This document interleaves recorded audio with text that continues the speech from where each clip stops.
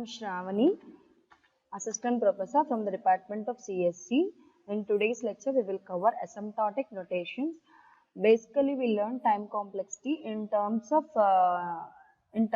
n, such that n plus 3, n plus 2, n plus 5. Likewise, we had given time complexity for certain algorithms.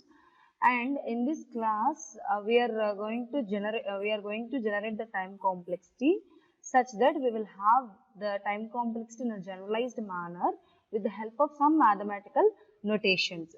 So before learning asymptotic notations, the step counts can be of three kinds: best case, average case, and worst case. So before going to the definitions, I'll give some example. Let us consider linear search. So linear search is nothing but finding a key element, whether that is existed or not. So here the key element is being compared with each and every element in the given list. Where, for suppose, my key element is found in the first position itself. What it means? Here I am having only a single comparison such that I found in the first attempt itself. So which is the best case. Now, for suppose I compared till the last element of your list and it is not presented in the given list. So this is come under worst case of the list. And here I am comparing, and at the middle, I found middle of my list, I found my element. So which is the average case. So here these are the generalized, this is a generalized example to remember the cases. So here let's go with the definition. Worst case. Worst case step count is the maximum of steps that can be executed for the given parameter. Maximum of steps. Maximum of comparisons will made on worst case. Best case. Minimum of steps that can be executed for the given parameter. Average. Average case step count is executed on an instance with the given parameter. Now, here asymptotic notations. There are three basic asymptotic notations: big O, omega, and theta. Now, let's have big O notation now. Big O notation, this is a definition. There are two non-negative functions f and g. The function f of n is equal to big O of g of n. If and only if there exist two positive constants c and n naught such that f of n is less than or equal to c into g of n for all n greater than or equal to n naught. Here we are depicting g of n function. We are depicting g of n function with the help of f of n function such that there are two constants c and n naught such that f of n is less than or equal to c into g of n, and where condition is n less than or n greater than or equal to n naught. Let's see an example. Therefore, you'll have a clear-cut idea. Now, 3n plus 2 can be written as big O of n. How? Where f of n is equal to 3n plus 2 and g of n is equal to n. So now f of n is less than or equal to c into g of n, right? We have to prove that here if f of n is less than or equal to c into g of n, then we can say that f of n is equal to big O of g of n. Say f of n is less than or equal to c into g of n. F of n is what? 3n plus 2. Less than or equal to c into n. Now, if c is equal to 3, then 3n plus 2 is less than or equal to 3n. If n is equal to 1, what happened? N is equal to 1 means 3 plus 2, 5. 5 is less than or equal to 3, which is fail. Now, n is equal to 2, 8 less than or equal to 6, fail. N equal to 3, 11 less than or equal to 9, fail. N equal to 4, 14 less than or equal to 12, fail. So now let's go with another condition, that is if c is equal to 4. If c is equal to 4 means 3n plus 2 is less than or equal to 4n. If n is equal to 1, 5 is less than or equal to 4, fail. If n is equal to 2, 8 less than or equal to 8, true. N equal to 3, 11 less than or equal to 12, true. N equal to 4, 14 less than or equal to 16, which is true. So from there onwards, it's come under true. Therefore, we can say that 3n plus 2 is less than or equal to 4n for all n greater than or equal to 2. Okay, and this is a graph where I'm having f of n and c into g of n. Here f of n should be less, and on the f of n I have the g of n.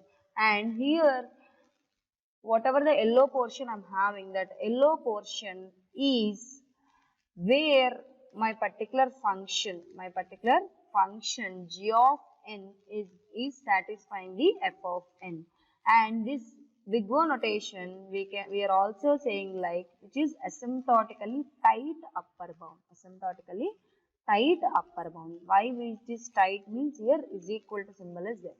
Why it is asymptotically tight upper bound? Upper bound means here on the above, okay, above the f of n values are getting satisfied by g of n. That is the reason this particular notation is known as tightly upper bound notation. Now, let's have another example. 3n plus 3 is equal to big O of n, where f of n is equal to 3n plus 3 and g of n is equal to n. So now the thing is, I'm giving you just 2 minutes of time. You try yourself the same problem. 3n plus 3 is equal to, you have to prove that 3n plus 3 is equal to big O of n, where f of n is equal to 3n plus 3 and g of n is equal to n. Try, I'll wait for 2 minutes.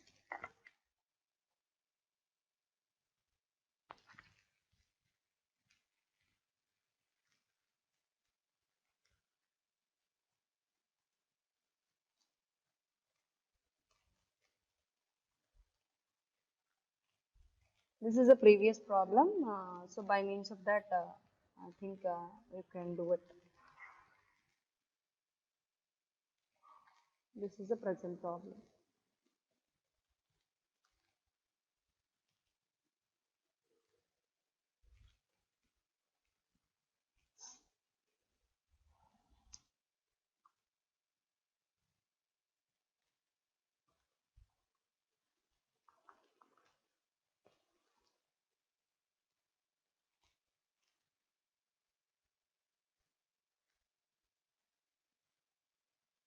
Okay.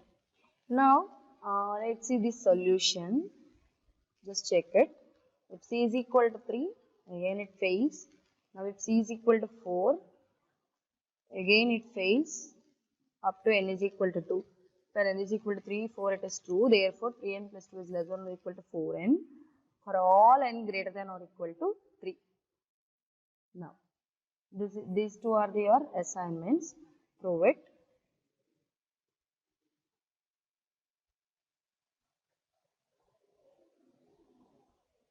Now, here f of n is equal to big O of g of n states that g of n is an upper bound on the values of f of n for all n greater than or equal to n naught, and which is also tightly upper bound.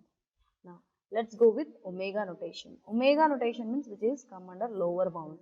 So, here the values are getting satisfied for g of n which are below the f of n.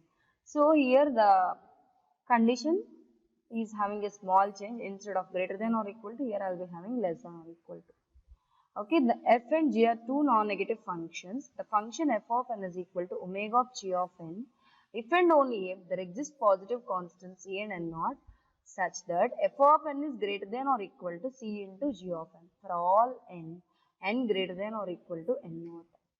For example, 3n plus 2 is equal to omega of n, where f of n is 3n plus 2 and g of n is equal to n. Now, we need to prove that f of n is greater than or equal to c into g of n. Now, 3n plus 2 is greater than or equal to c into n. Now, for suppose, if c is equal to 1, what happened? 3n plus 2 is greater than or equal to n.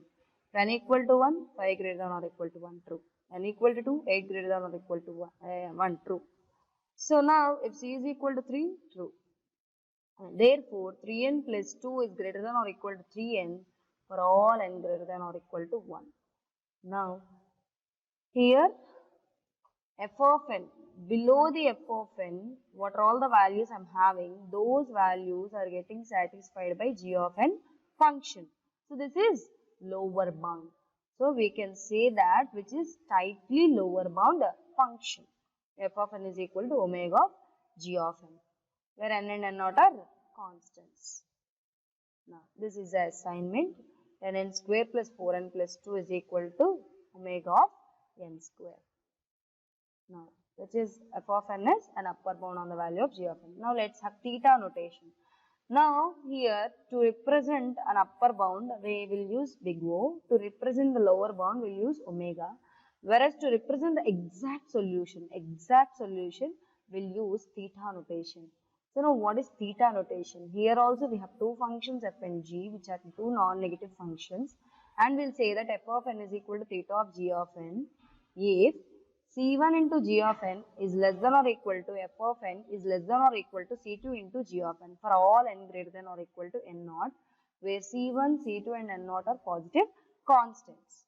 Now consider an example, 3n plus 2 is equal to theta of n. Now for this f of n is 3n plus 2, g of n is n. Now we have to represent, we have to show that c1 into g of n is less than or equal to f of n is less than or equal to c2 into g of n. Now c1 into n is less than or equal to 3n plus 2 is less than or equal to c2 into n. Now 3n plus 2 is greater than or equal to 3n for all n greater than or equal to 3n plus 2 is less than or equal to 4n for all n greater than or equal to 2. Note, n should be equal in the both cases. Now c1 is equal to 3, c2 is equal to 4 and n is equal to 2. Therefore 3n is less than or equal to 3n plus 2 is less than or equal to 4n is 4n for all n greater than or equal to 2. So now if you see the solution here, my solution lies in between c1 into g of n and c2 into g of n. So this f of n gets satisfy the values in between this tight bound, which is a tight bound solution, because here exact solution I'll get it in between c1 into g of n and c2 into g of n. The f of n will satisfy all the values in between c1 into g of n and c2 into g of n. That's why when we are representing our solution with theta notation, it says that it is an exact solution for the given problem. It's more precise than big O and omega notation, and g of n is both lower bound and upper bound of f of n. Now, there are two more notations, which is little o and little omega notation. The function f of n is equal to little o of g of n if and only if limit n turns to infinite f of n by g of n is equal to 0. Limit n turns to infinite f of n by g of n is equal to 0. Big O is tightly upper bound, whereas here which is only upper bound. There is no tightly relation under little o.